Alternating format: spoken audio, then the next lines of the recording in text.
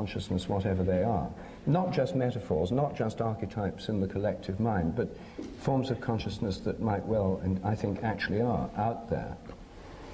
Well, in trying to think conservatively about the possibility of a non-human local intelligence, it seems to me that in a way nature herself presents as an intelligence, that the understanding of nature is the understanding of complex integrated systems of such complexity that to deny them consciousness is just a reluctance of the reductionist mind, that for anyone not burdened by that prejudice, it's self-evident that nature is alive, cognizant, responding.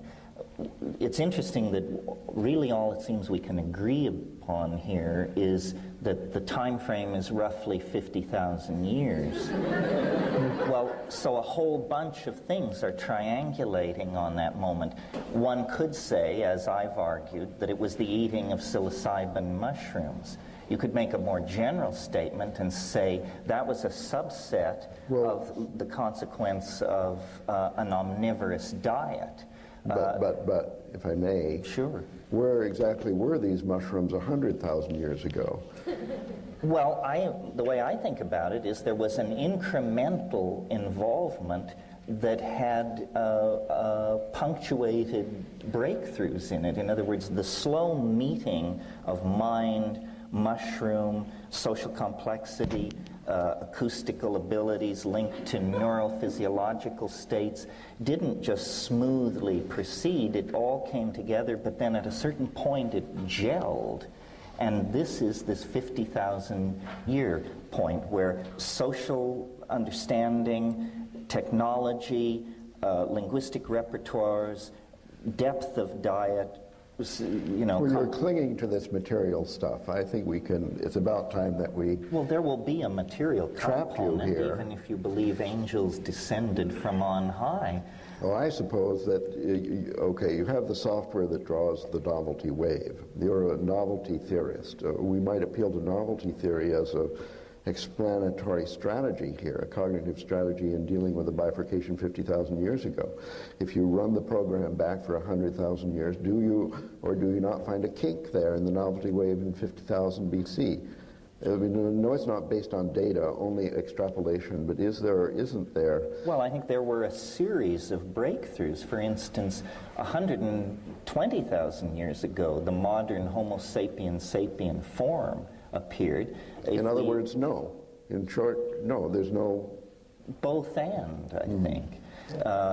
The invention of writing 9,000 years ago was an enormous breakthrough. But all of these things proceed out of the further integration, complexification of the nervous system in connection with the function of the imagination. Believe this, that you're presenting yourself as a conventional materialist evolutionary theorist. The Galactarians who built the mushroom intended...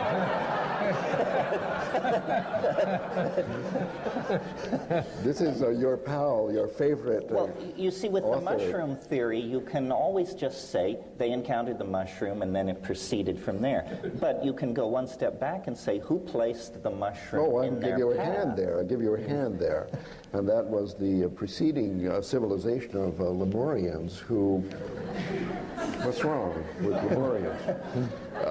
They died out at that point because they had poisoned the environment with toxic chemicals and created global climate warming, which resulted in a drying of the desert, the Sahara Desert, from which sprung forth a bloom of psychedelic mushrooms that had been hiding under the surface previously because it was too wet.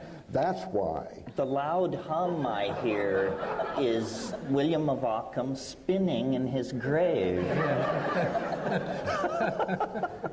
I see. You think that DNA and the expression of genes is a simpler explanation than a divine intervention at the level of the novelty wave. I think that the DNA is divine. Ah. But William didn't like escape from his trap. group, what you as a middleman should... I think, you see, I can't quite get your position, because the new hard-nosed skeptic that you're revealing to us here and in other places, you see, it doesn't seem to fit too well with Terence Mckenna on non-human entities, machine elves, etc. I mean, the idea of other kinds of consciousness, other forms of entity that are not just inside our brains and appearing in relation to deranged states of mind, pharmacologically induced. The idea that they're out there seems to me an essential part of most of what I've heard you say over many years.